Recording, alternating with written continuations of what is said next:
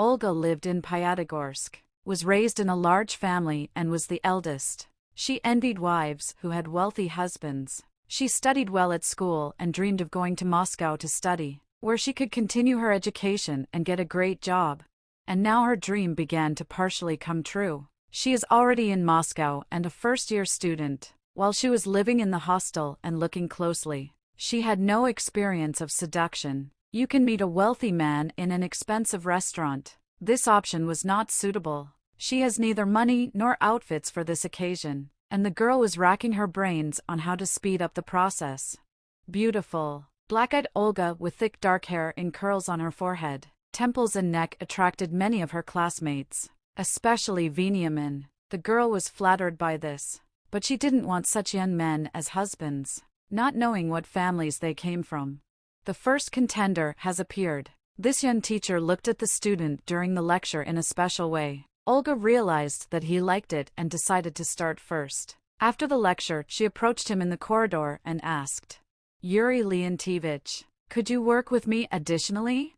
I have a rented apartment. I conduct informal electives there. I warn you in advance, this is confidential." "I understand you." Olga was delighted with such luck. "Then come to the parking lot after class. It's to the left of our building. 3 houses in the yard. I'll be waiting for you in the car. When I see you coming, I'll blink my headlights." Olga was lucky. She ended up in his apartment. No comparison to a dorm room. They didn't study. First, lunch from the restaurant. Olga has never tried such dishes before. Then I received a transparent peignoir as a gift. The girl was about to have her first night with a man. She was not afraid of this, anticipating that she would soon become the wife of a teacher. Time passed, and Yuri did not offer Olga anything except romantic dates in his apartment and accommodation. He gave her beautiful clothes. He knew how to caress in such a way that it took the girl's breath away. When Olga became pregnant, she was happy. Now he will propose to her, and she told her, "Yurachka, we're going to have a baby." "Even so, dear girl, did you regularly take those vitamins that I first gave you?" "I don't remember anymore." "Yurachka." "Got it. You need to hold off on this. First, graduate from college, then I'll get you a good job. Already the third stage is family and children. You agree?" "Yes.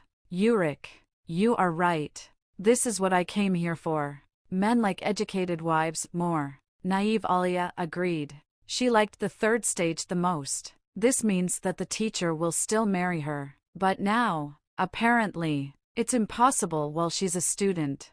Olga's abortion was unsuccessful. She will never have children. This upset me, but it's too late to cry.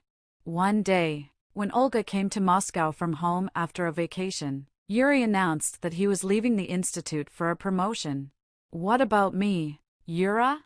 You have one last year left to study. This apartment paid the same amount. Live in it, but I won't come to you anymore. A lot of things have changed in my life." "How do you understand this, Yurik?" "He married successfully, and her father is an influential man in educational circles.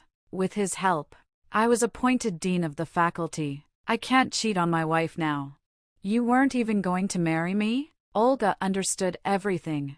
"Judge for yourself. I earned everything I have from tutoring. That's why I came to you late. In the summer I had no rest. I worked with applicants. My wife and I began a different life." He spent his first summer with her in a boarding house by the sea. Sad Alia entered the audience. So much time was wasted on Yuri, and all in vain. Benjamin, like some others, looked at her in love. It's nice, but for Olga this is not enough. After the winter session in the audience, Benjamin announced loudly, "Guys, my grandfather gave me gifts. I now have my own company, an apartment and a cool Jeep. I'm fully equipped and ready to marry the girl who likes me," and looked at Olga. The girl smiled in response, and the guy realized that he had won this beautiful touch-me-not. After class, Alia and Venya went out together. His car was parked in the same parking lot. He opened the door and helped his classmates sit down. We rode with the breeze for a short time. Soon we entered a courtyard surrounded by high-rise buildings. In one of them is Veniamin's apartment. Olga spent that night with a guy she never liked, but everything else attracted her. In the morning, Veniamin proposed to Olga, and they went to the registry office. The wedding was wonderful. Only Olia's parents did not come, but only congratulated her over the phone.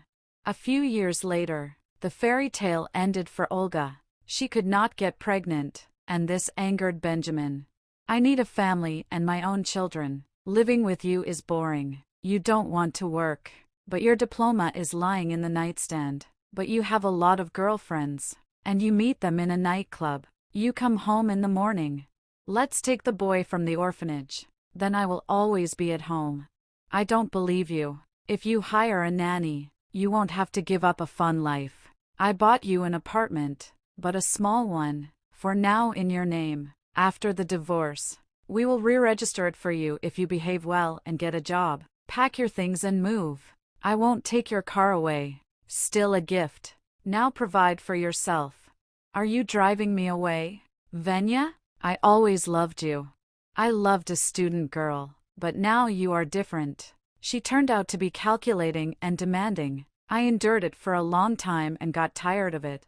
Olga moved, but really wanted to return. Time passed, but she did not appear at the registry office to get a divorce, and she had a chance. She purchased a false belly for about 4 months of pregnancy and came to Veniamin's office. "I'm sorry, Venya. I didn't dare tell you about this for a long time. You were so stern when you sent me out, and recently I got scared. I'll have to raise our child alone," and opened her cloak. "It looks like both of them conceived, but I still need to make sure that from me. Let's put off the divorce, but for now, live at home. I will provide for you until the birth. If the child turns out to be mine, I will take you with me." Olga now has the opportunity not to look for a job yet, but to look for a wealthy man so that she can not only support her, but marry her. Time passed, but such applicants did not appear, and she didn't look the same as in her youth. My face was slightly flabby from those cocktails and stronger drinks. She's also gained weight. Benjamin agreed at the clinic to register Olga there, and not at the local clinic. He called his wife to let him know. Her phone didn't answer. He thought something unkind and remembered that when he bought her an apartment, he still had a bunch of keys, and he went to pick them up. Then he went to Olga. At the house he called again, but in vain. He went up to the floor and opened the door of her apartment. Olga was sitting at the table in the kitchen wearing only a t-shirt, and in front of her was an expensive bottle of cognac and 2 glasses. There is sliced lemon on the plate and fruit in the vase. Seeing her husband come in, she jumped up. "How did you get in?" and turned pale. "Where is your stomach? It was yesterday." Benjamin grinned. A young guy came out of the room in boxers. "Olia, who is this?" pointed to Benjamin. "This, Slava, is my wallet, which is leaky." Benjamin gave his wife 2 weeks to vacate the apartment and left. A certified specialist, Olia found a job as an office manager in one of the companies and rented a room in a village in the near Moscow region. The guy Benjamin found then lives with her, but doesn't work. Benjamin's secretary quit. She got married and went to her husband. He accepted a new young girl, Elena, who after school, having completed her courses, was looking for a job. He liked her so much that after the first day of work he took her home.